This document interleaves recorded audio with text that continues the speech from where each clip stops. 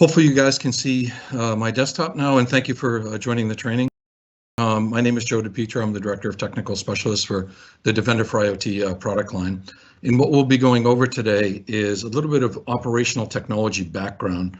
I come from an IT background, and I've worked for Cyberx that got acquired by Microsoft for about 3 years.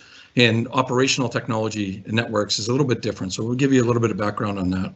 There's a key term called the Purdue model, and basically it's a connectivity model that describes how the OT network is built. So we'll be talking a little bit about that element.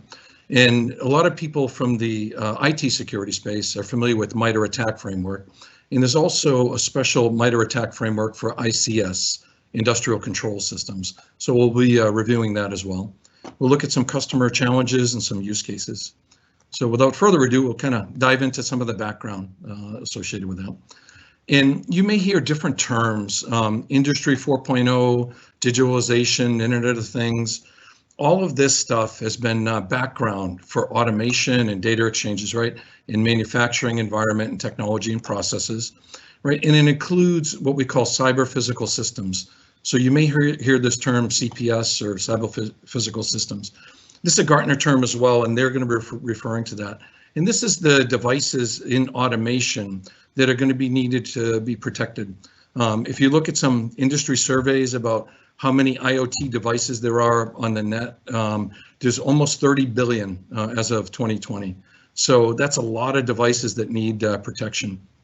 And if we look at the Industry 4.0, that's way over here, right? It's been about a decade old. But let's take a little journey back in time. Industry 1.0 was back in the 18th century, right? And this is where we had mechanization, water and power, and steam power were just in the infancies of being generated. And then Industry 2.0 is more about mass production, assembly lines. Everybody's familiar with Henry Ford and the assembly lines in order to crank off the Model Ts off of the manufacturing floor, as well as electricity to be distributed. That was more around Industry 2.0. Then if we look at Industry 3.0, that's when computers, and we had some automation and some robotics hitting right around the 1969 timeframe. And now we're starting and well into Industry 4.0, where cyber physical systems are, the amount of IoT devices, Internet of Things, cloud computing, cognitive computing is really coming to the forefront.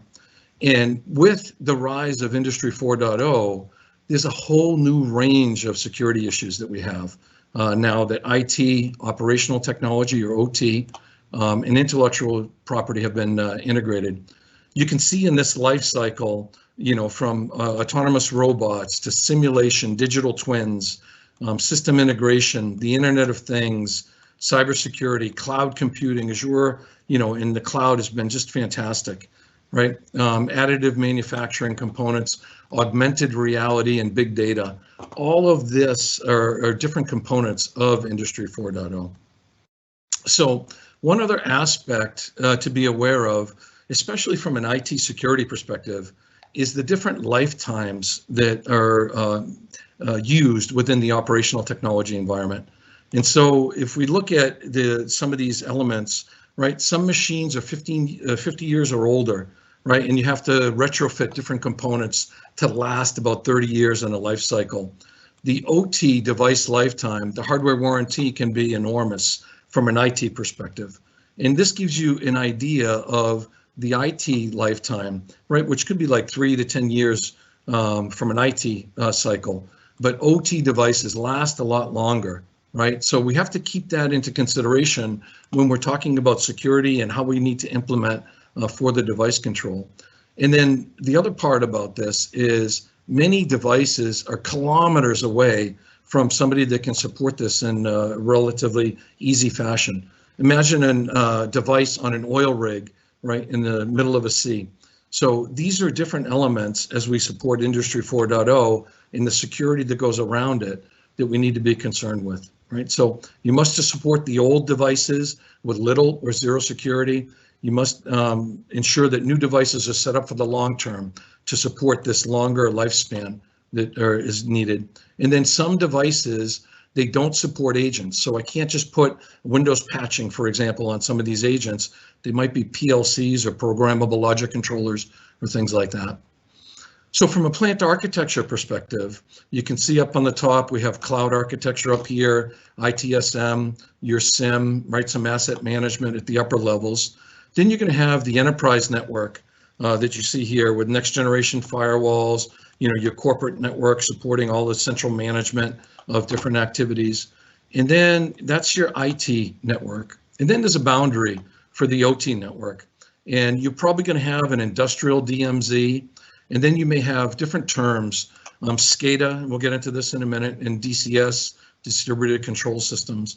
And this shows you the different areas, whether they're industrial zone 1 or cells, if you're working with automobile and manufacturing companies. And then you have different components that are connected to these zones. So these are PLCs, programmable logic controllers, RTUs, HMIs, human machine interfaces, and so forth in the different zones. And then down here, you have your production floor with all of the actuators and sensors and different devices on the network. So that's kind of a rough architecture for a plant engineer. And so let's dive into the industrial segments of this.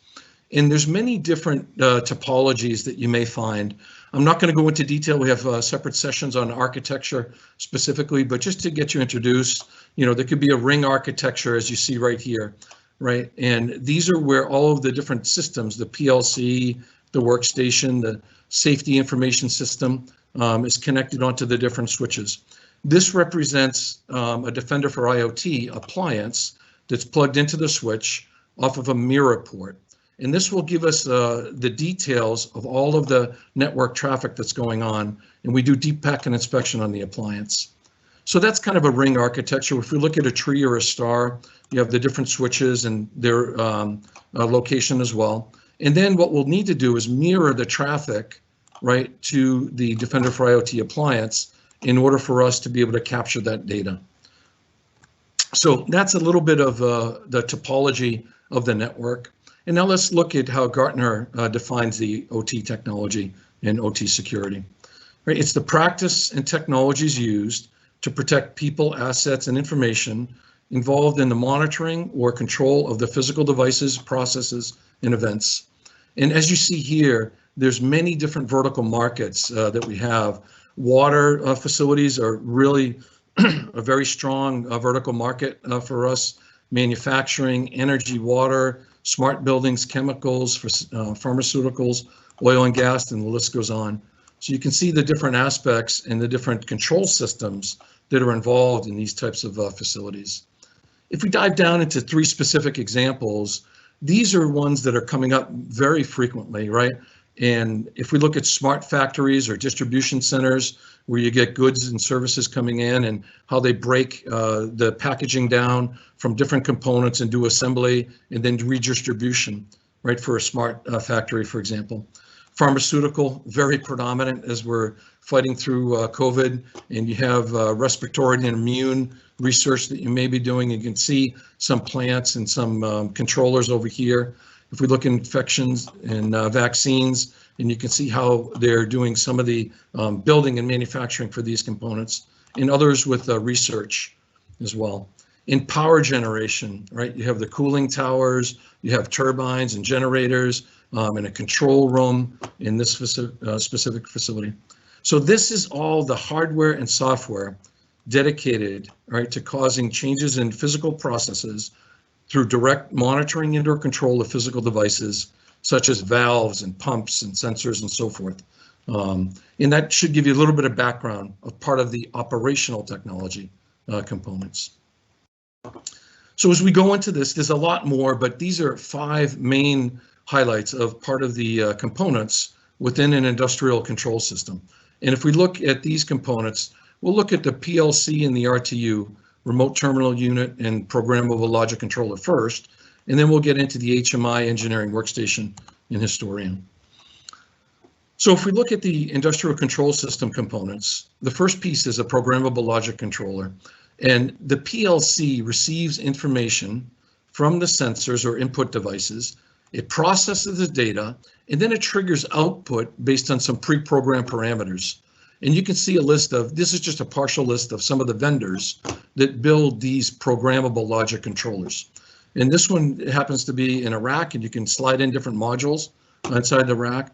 The good thing is it's pre-programmed, right? So the PLCs can quickly allow companies to reset their assembly lines for different products. And so that's one of the benefits of this automation, right? And they're very good. PLC is very good for manufacturing environments. If we look at RTUs, they're similar to PLCs in function, but they cover a wider geographical telemetry. And what we mean by that is that they have different aspects, right? They can be on a oil rig, for example, or they might be in a distribution center. So they're wireless or radio or satellite communications. And most of the time they're relatively low speed environments. They can be high speed as well, but there's low power consumption. And the vendor pre-programs the PLCs, or plant engineering people will pre-program it before they ship it.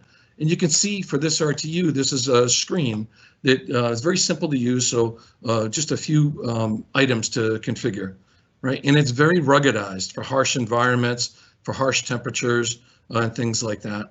So when you do electric generation and you distribute these into the field and you see some of these black boxes in the middle of nowhere, these are some of the components that are inside of that. And an RTU, right, again, as I mentioned, could be on an oil rig in the middle of nowhere. Next is the PLC, and these are programmed by the plant engineers, and they can be reprogrammed as well, right? The power consumption you can see is moderate to high power consumption. These are typically wired with high speed, and when we talk about high speed in the OT network, we're talking about megabits per second. It's not like a data center environment that you got 100 gigabits per second, right? This is in the order of tens of megabits per second for an industrial control system network. The environment is moderate durability, right? And some examples of PLCs will be in automobile or pharmaceutical or smart warehousing, right? In more of the manufacturing environment. So that gives you a little background for these two components. Now let's talk about the HMI, or human machine interface. And one of the most predominant hacks was the Stuxnet malware. And basically what it did was it gave the HMI the visibility that everything was looking okay, right? So everything was green.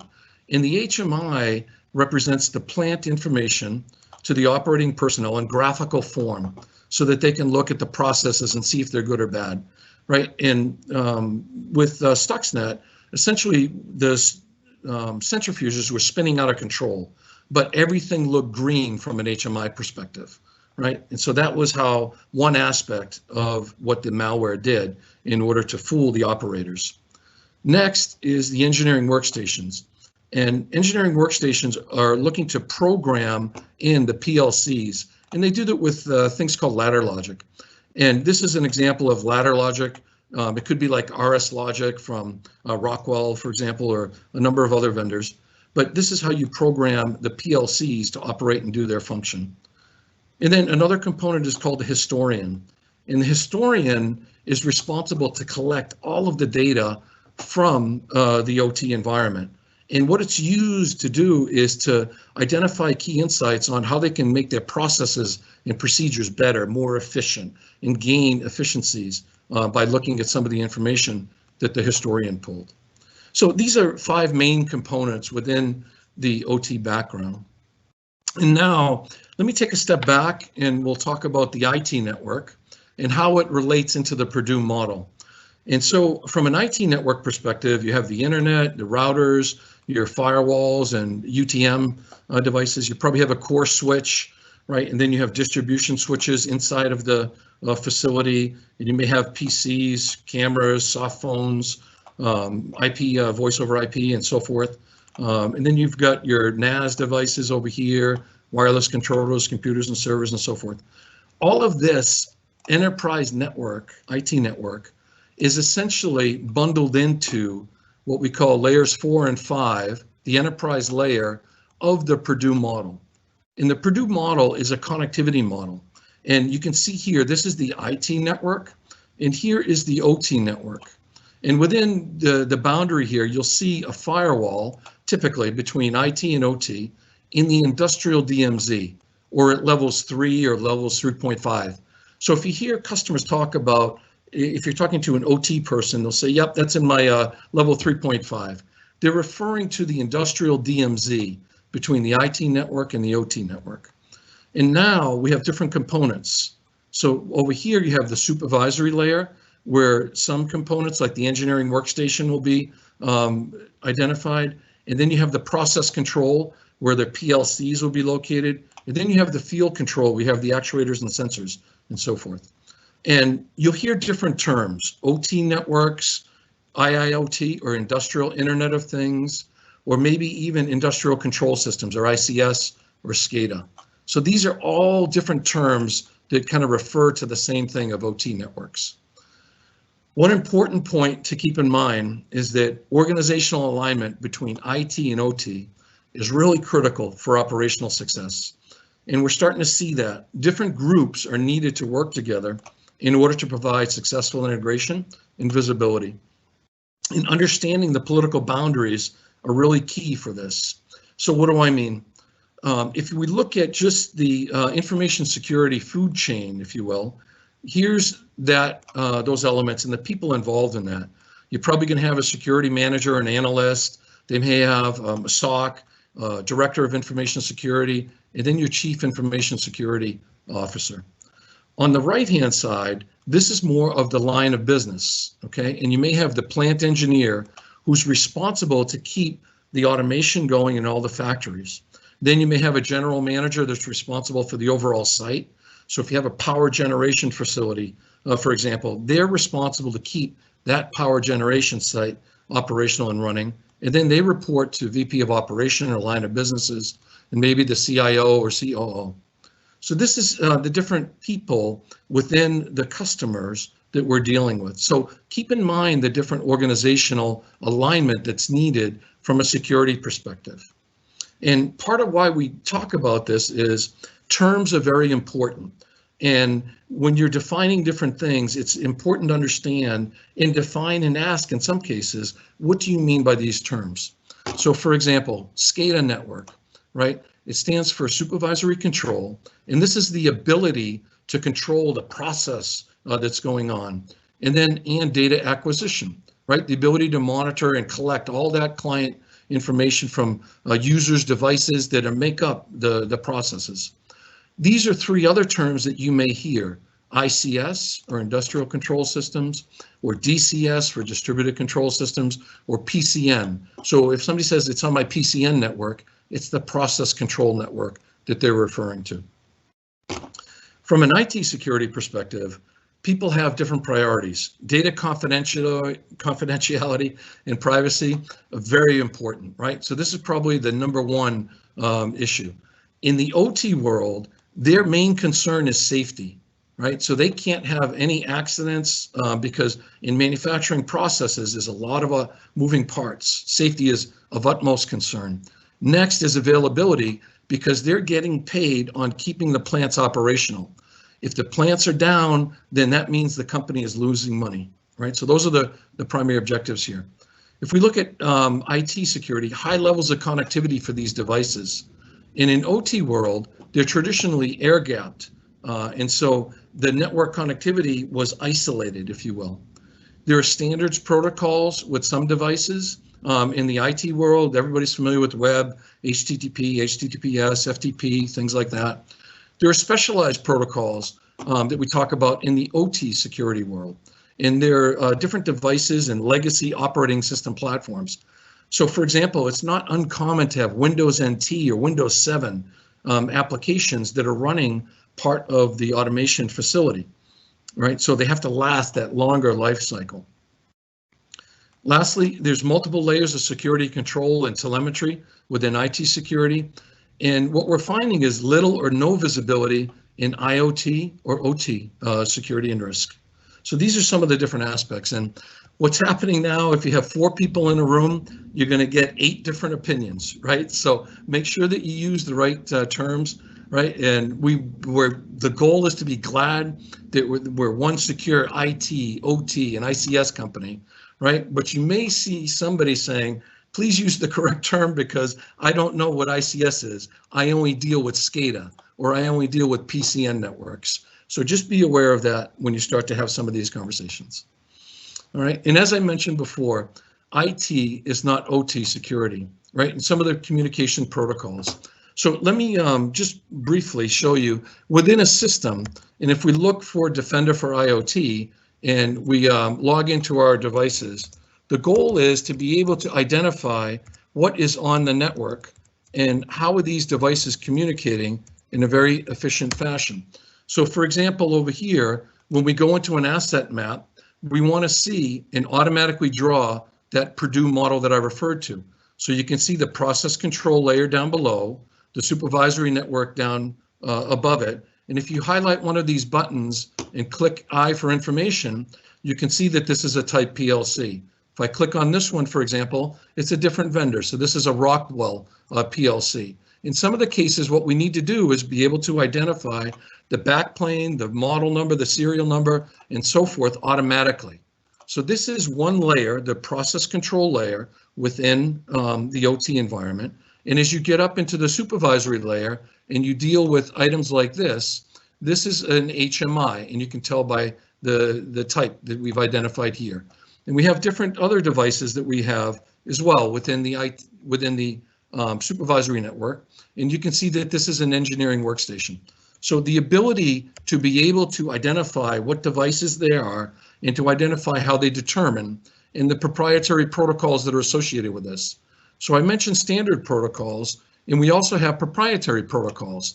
Some of the protocols might be BACnet, Delta V, DNP3, Emerson Rock, Ethernet IP, Modbus, and so forth. So these may not be well known. So these are the different protocols in the OT environment. We mentioned operating system like standard Windows-based. In the OT environment, very old Windows platform, Linux, embedded platforms for PLCs and DCS. The network behavior is non-deterministic, right? We surf to the internet and do many different things. This is very deterministic in the OT world. So I know when I click a button, for example, on my network, and I want to identify different devices, if I click this, all those blue lines show me deterministically who this person talks to, right? And I can look at between the engineering workstation and the PLC, and I can look at connection details, right? And I have to go back in a little bit of time to see when the last time some of these traffic occurred, but it's very deterministic. So that's what we mean by deterministic behavior within the OT network. If we look at risk assessment, you can do active scanning in the IT world. In the OT world, don't try to scan the OT network because some of these devices, in some cases, they could be disrupted and taken down and break that automation, right? So it's passive when you do threat hunting. So this would be a mirror port or a span port off of the network in order to collect the data. From a security patching perspective, it's regular. We use Windows Update Server. There's very little patching. It takes a long time for the OT environment to have a patch cycle. So they have to have plant downtime and things like that. And it's a very complicated process. Be aware of that. From a security focus, confidentiality, data integrity, and availability. And from the OT network, as I mentioned before, safety, operational process, availability is next, and then data integrity and confidentiality. So let's take a look at some of the threats that were involved. And if we look at some of the threats, these are more OT-related threats in a timeline. I mentioned Stuxnet a long time ago, back around 2009. We've seen Black Energy, which was an attack on the Ukrainian electrical grid, and it disabled 50 substations. Indestroyer was another attack, right, on Ukrainian grid. Mariah with IoT denial of service, distributed denial of service attack back in 2016. NotPetya and WannaCry, I'm going to talk about this in a minute as it relates to the MITRE ATT&CK framework, but these were some very destructive and really impacted the customers and the cost associated with this and the billions of dollars of damage for some of the industrial firms. Triton is probably the most well-known OT attack, and we'll go into details on that and many others that you see here. In Microsoft, we found an IoT campaign with voice over IP and printers, right, as an entry point to attack corporate networks. So this gives you an idea, some of the OT-related attacks. So as we get into the system, and we're now understand where the IT component fits versus OT, and if we look at specifically the Purdue model, it's a connectivity model, and we need to layer on top of this security. So part of the good security framework, MITRE did an excellent job at identifying this, and they have an enterprise matrix. This is where the enterprise matrix fits in, right? And there's a separate attack framework for that. What you may or may not know is there's a separate attack framework for ICS, Industrial Control System. And we're talking about these components here. So let me dive into more detail on the MITRE attack framework for ICS. And there's specifically 11 separate attacks, or tactics that are associated with this. Initial access, discovery, collection, lateral movement, evasion, command and control, execution, persistence, impact, impairing the process control network, and then inhibit response functions. So these 11 tactics give a common language so that everybody can understand if an event occurred, where did it occur, what was the tactic, what was the technique and procedure associated with that. So these are the TTPs associated with the MITRE attack framework for ICS. And then there's 81 techniques, and these 11 tactics are the column headings for all of these 81 techniques that we're looking at here. And then if you go to the MITRE page, you can see software defined specifically for Configure or Locker Goger or Triton or NotPetya, and you'll see all of the different techniques highlighted of what they were used. There's different adversary groups that are associated with this, and then we can also present the assets in relationship to the ICS framework. So before I start, let's kind of break the tactics down into a timeline. And what I've done roughly is to take a few of these tactics and show you where they are in a timeline. So if we see initial access, discovery, a collection, it's very early in the timeline of a breach, right? If we see lateral movement or evasion or command and control, you're further in the timeline in the cycle of how the perpetrators are compromising the environment. When we see execution and persistence, they're very far along in getting ready for some impact and inhibit response and impair to the process control networks. All right, so that's kind of the timeline for the MITRE. Now, if I relate onto this, this is just a typical kill chain, right, or intrusion chain from an IT perspective, where you have reconnaissance. So reconnaissance is very similar to like initial access or discovery. And then you have weaponization, and then you have delivery, and then you have some level of exploitation. And then you're going to have some level of installation of the malware, right, where you're setting up your command and control. And then you have command and control and actions on your objectives. So this maps the IT kill chain with the OT kill chain. Let's take a look at NotPetya as it relates to MITRE ICS tactics and techniques. So if we look at the technique of external remote services, right, who had a tactic of initial access and lateral movement. Next, we had another technique of exploitation of remote services, and that was for lateral movement, so they could move around within the network. And if we look at some of the alerts that would be generated for Defender for IoT, you get something like this, suspicion of NotPetya, right, because we have illegal SMB parameters detected. And it gives you a little bit of background here, and then it says, look, you should really close unnecessary SMB ports inside of your network. And if we look at lateral movement, for example, you might have different file transfers happening, right? And so you might have SMB file transfers or things like that. And then if we look at loss of productivity, that was their tactic in this particular case in revenue.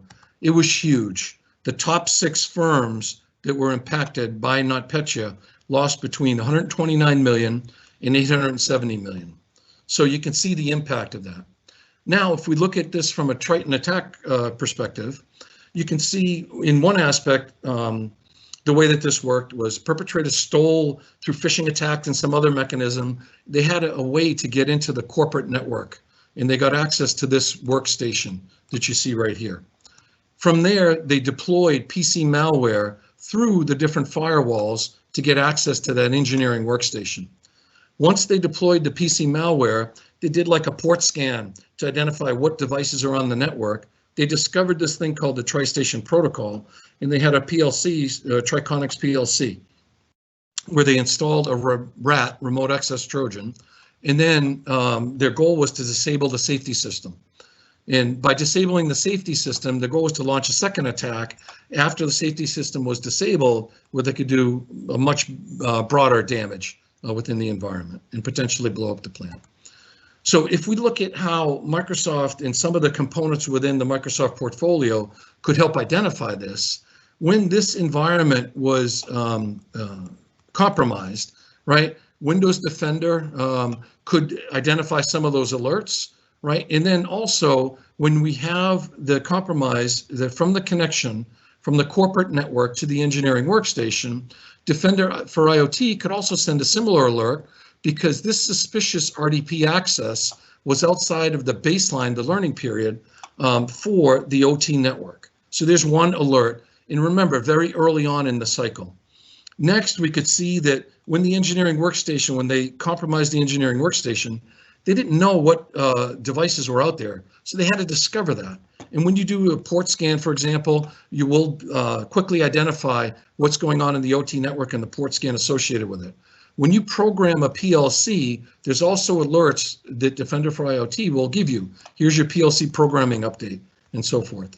So now if we map all of the different techniques that were used with the Triton attack on the Triton malware, you can see there was a lot of them, right? Initial access, discovery, collection from the tactics perspective, and then all the techniques associated with them. Lateral movement, evasion control, command and control. Here's a lot more of them. And as you see, some of these are very OT specific, right? So this technique right here, 818, engineering workstation compromise, right? Control device identification, detecting the operating mode, detecting the program state. There are program states for PLCs, whether they're in run state, where you can't change the logic of the PLC and so forth, right? Changing the program state, you can see down here at 875 and so forth. So these are all the techniques associated with them. If you're doing a blue team and a red team exercise, this is where you can map this out. So this is where you can use Triton to look at the execution and what are all the techniques associated with this. If you're looking at more detail and want to get into a deep dive, I suggest you go to this link and you'll have access to the presentations when we get done as well. But that'll help you get into a lot more analysis. So if I look at the details of why this is important, this was a recent NSA advisory. And basically what they're asking everybody to be aware of is they recommend immediate actions to reduce exposure across operational technology and control systems. Why? Because cyber actors have demonstrated a willingness to conduct malicious cyber activity against a lot of the critical infrastructure. Internet accessible OT assets are becoming more prevalent. People want to connect the sensors to get more operational visibility for preventive maintenance, to see if a turbine needs to have some maintenance associated with it and so forth, right? So you connect them up to different aspects, but in some cases to the internet. What they're also saying is legacy OT assets were not designed to defend against malicious cyber activities. So what should you do? In this report, they state, create an accurate as-operated OT network map immediately. This is one of the first steps, right? And we already saw how we can do that, right? So within the Defender for IoT, all you have to do is plug in the system, and then you're able to collect and connect an operating network map, as you see over here, right? So that's one aspect. Next, use the network map to validate the inventory and identify which OT devices are internet accessible, because you need to put in some compensating controls if they are.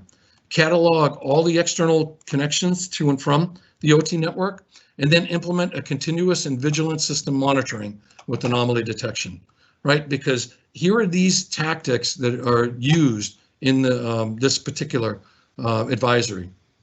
Spear phishing, very similar to what we saw like with Triton, for example.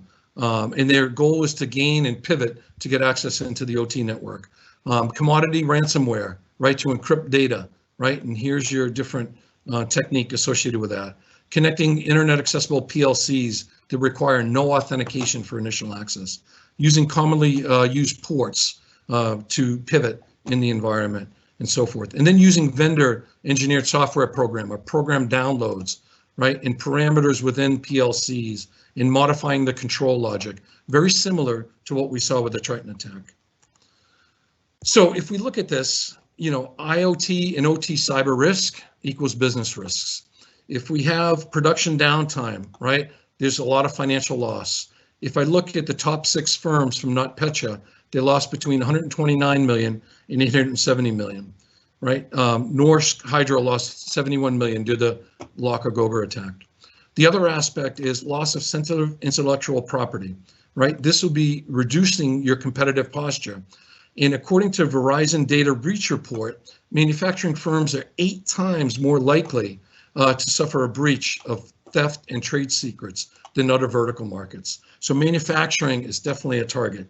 And then the third element of business risk is safety and environmental incidents. If we look at compliance violation, legal liability, brand impact, all of this is huge. And you can see some of the different reports. And we talked already about how Triton attack was done on a petrochemical facility. So what is Gartner saying about CPS or cyber physical systems? The FBI, NSA, cybersecurity, and infrastructure and security agency have already increased frequencies of details about providing threats to critical infrastructure systems, right? Most of which are owned by private industry. Soon CEOs won't be able to plead ignorance or retreat behind insurance policies. And again, this is what Gartner is referencing, right? So 75% of CEOs will be personally liable for cyber physical system incidences by the year 2024, right? Financial impact of these types of attacks will result in fatalities and could reach over 50 billion by the year 2023. If we focus in on ORM, operational resilient management, right? Beyond just the information-centric cybersecurity is sorely needed. So those are different aspects of this. So hopefully you've got an appreciation now of some of the background of why did Microsoft acquire Cyberx, right? The first element is if we look at this report where they were looking at citing each customer for the adoption rates, the barriers to the adoption. And you can see right here that security was the #1 concern up there at around 40%. Next is IT and OT integration. So the ability to address security concerns and enable cloud workloads. The ability to complete a gap in the IoT and IIoT device coverage. And what we mean by that is there's a lot of IoT devices out there. There's a subset of those IoT devices that are industrial IoT devices, IIoT, if you will. When you have industrial IoT devices like power plants, for example, and nuclear power plants, they're disconnected from the internet. So they're more on-prem IoT devices. So that's a subset of the devices that are cloud connected. And in the pharmaceutical, in power plants, power and energy, oil and gas, a lot of this stuff is on-prem, right? And so we increase the amount of IoT device coverage because we have on-prem device coverage. When they looked at Cyberx, it was the best-in-class product for IoT security among all of the different competitors that were out there. And then there's a lot of proprietary knowledge within the team of Cyberx in the past.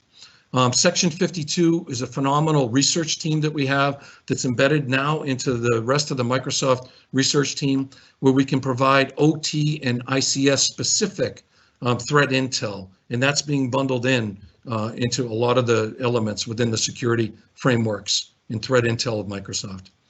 Next, to enhance Sentinel, the SIM, and also the security operation in automated response, right? So when you have SOAR components with OT specific playbooks that we'll talk about a little bit later on, you're going to get better IoT device coverage. So this is part of the reason why Microsoft acquired Cyberx. and we're rebranded as Defender for IoT. When you put the sensor in on the network, it's going to be either a physical sensor, a physical appliance, or a virtual machine, and it's fully passive, non-intrusive. So this sensor does not inject data into the OT network. It happens passively in a one-way fashion through a mirror port or a network tap or a span port, all kind of different terms for the same way to get the data up into the Defender for IoT sensor, right? And it's the ability to listen on a switch or mirror port, the ability to connect the data with multiple switches because there's multiple Ethernet IP or Ethernet NIC cards in back here, so we can connect multiple different switches to a single appliance. And it can be standalone or part of our multi-layer architecture. So if we look at how this thing works, you have a packet capture from the OT network, and it strips off the different layers until we can build a specific device, identify the devices and the topology associated with those devices. It does deep packet inspection.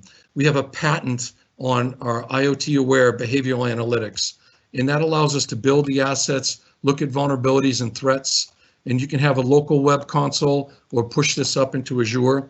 And then we can also forward the alerts up into the SIM. So if I wanted to forward this, for example, up into Sentinel, I can forward this to Sentinel.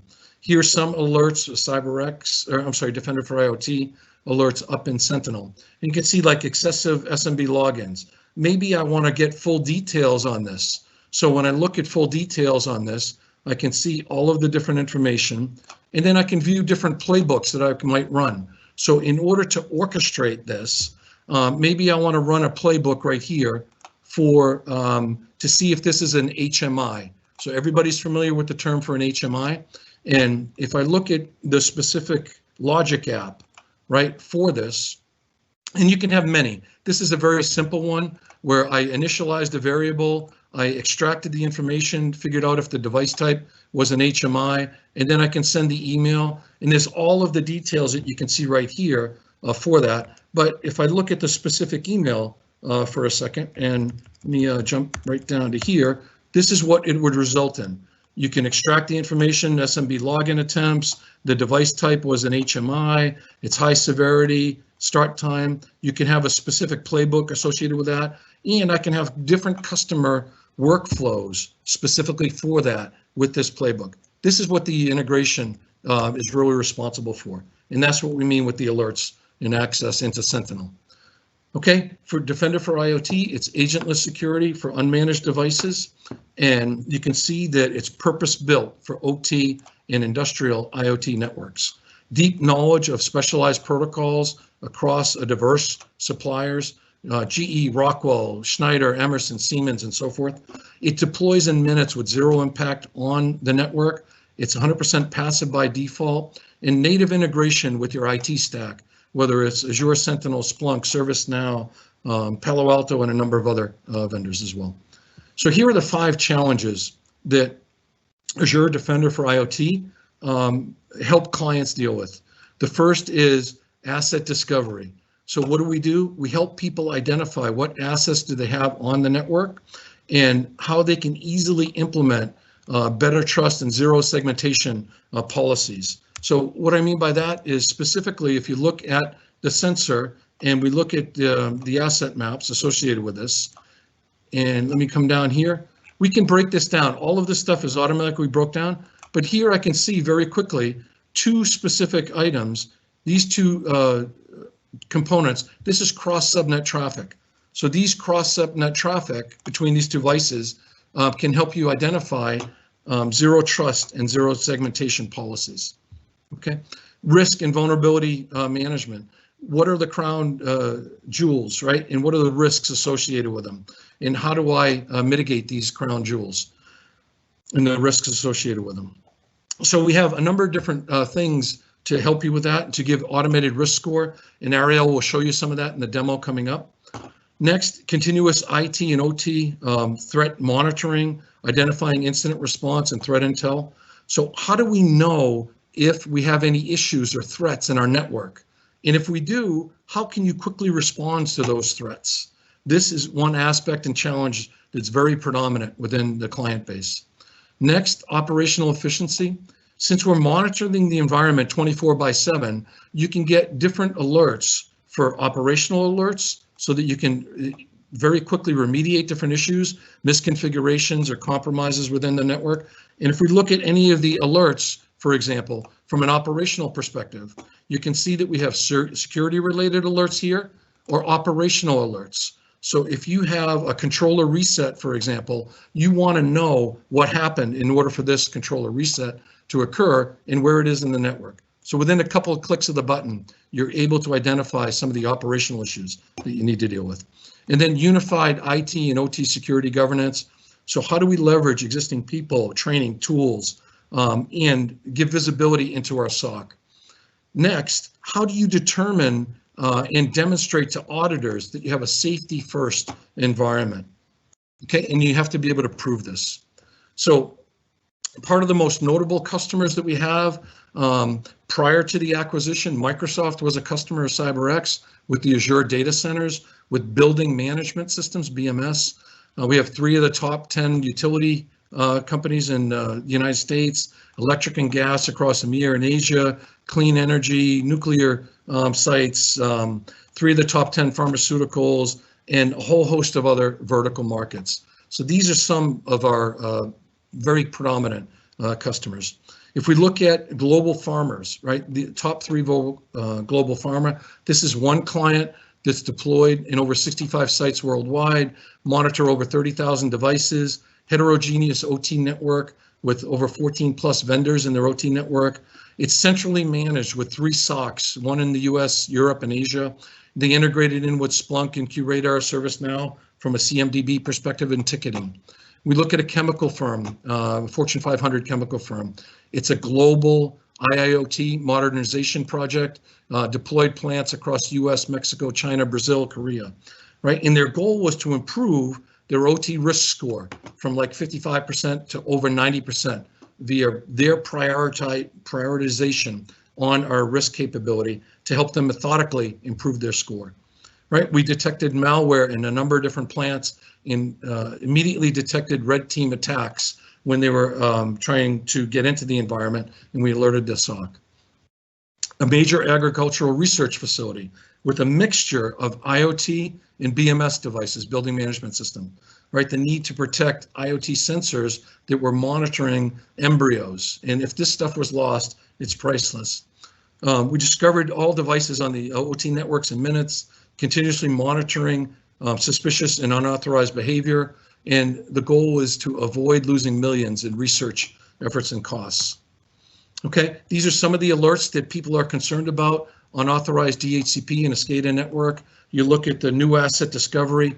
People are saying, look, just tell me if something new pops on my network so that I can have a plan for this, right? And in some cases, especially in OT networks, you don't want to have DHCP enabled. So you could get an alert like this where a device failed to receive a DHCP. So somebody's trying to see if that's enabled on the OT network. Here are some of the top challenges for the industrial CISOs, right? IT and OT convergence to support the business. We can't deal with security by obscurity or an air gap anymore, right? The next element, IoT devices are dramatically increasing the attack surface. I mentioned some studies already say that there's 30 billion IoT devices out there, right? That even just a small portion of that, customers are really concerned about IoT security as a vector to get access to the enterprise and potentially the OT environment as well. Some IoT devices can't support an agent. So if you can't put an agent on it, what are your compensating controls in order to get security for that type of environment? Right, the lack of visibility by the IT security team. Plants don't know what devices they have. The first challenge is going to be to have an asset inventory program. Next, industrial networks are complex and heterogeneous, and in some cases insecure by design. They were built 30, 40, 50 years ago, and a lot of the different networking capabilities and nefarious natures weren't around then. So you need non-IT protocols, right? You need to be able to have a plan because you can't patch all your Windows systems. Insecure or weak authentication protocols and so forth. We all know that there's a skill shortage with security, let alone in ICS security personnel for the OT environment. So when you talk to clients, and this is what we call an ICS security maturity model, there's different layers onto this. And if we look as asset management, threat detection, and enabling IT and OT integration, and you ask the clients, where do you fit within this model? And they'll ask, well, give me a little bit more detail. So do you have your assets documented in a spreadsheet? If you do, you're at level 1. Do you do dynamic asset documentation where if a device pops up in the network, you automatically document that? Or you have an alert, and that alert is integrated in with a SOC? Or if you have everything integrated with your asset CMDB, like ServiceNow, for example. So that'll be at level 4. And you ask them, where are you in this cycle? And most clients will say someplace between level 1 and level 2 for their ICS or OT maturity. Okay, I won't go into the details on the rest of the slide. You guys will have this later and you can kind of browse through it. But suffice to say that this is a great opportunity for us to help clients identify where they are and to get them to a more increased security model. All right, so these are some questions to consider. What you can ask your clients as you start to look at the OT security. How do you intend to manage the OT security? Do you have dedicated personnel for this? Are you going to integrate in the OT security alerts within your SOC, right? Your Security Operations Center. Who's going to be responsible for security of the entire environment? And remember when I said you need to understand the political boundaries between IT and OT. In some cases, people may take a plant engineer and say that they're responsible. Those days are changing dramatically. 3 years ago, some of the OT network and OT plant engineering people were responsible, but that's quickly migrating to the IT side. So OT and plant engineer won't be responsible for security.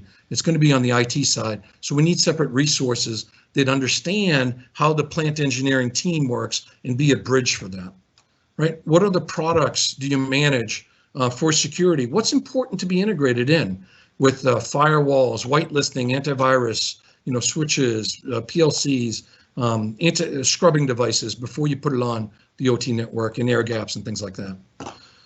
How do you plan to implement zero trust and network segmentation? Are you going to go down into the Purdue model, right, into levels 2 or maybe 3? And we all know what that means now based on the background of understanding the Purdue model layering. What do you do for threat intel and threat hunting? And are you concerned about compliance? Is there any other information we should be aware of? So this is a quick checklist that you guys can ask for your clients to understand. And if you want to learn more, there's a bunch of different links that you can refer to in this section.